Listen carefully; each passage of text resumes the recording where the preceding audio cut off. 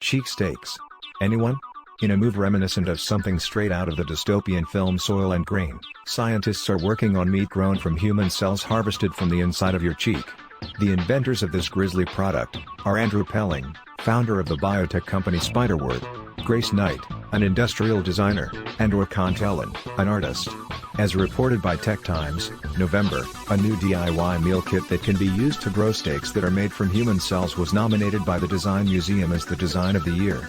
Called Ouroboros Steak, named after the symbol of a snake known for eating itself tail first. This hypothetical kit would later on come with everything that one person would need in order to use their own cells to grow miniature human meat steaks.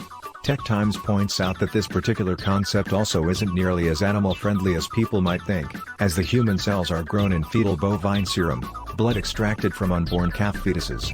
An alternative might be to use expired human blood from blood banks. The human cell steak kits are not yet commercially available, but one wonders, what possessed someone to even think this might be a viable idea? Would you eat a lump of meat made from your own body? Critics have raised questions about whether this would be considered cannibalism.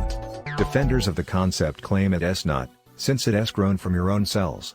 However, if this concept ever does become commercially available, what's to prevent you from growing meat using other people's cells? Is it only cannibalism if you eat the cloned meat of someone other than yourself? Go to lowcarbmag.com and let us know your thoughts.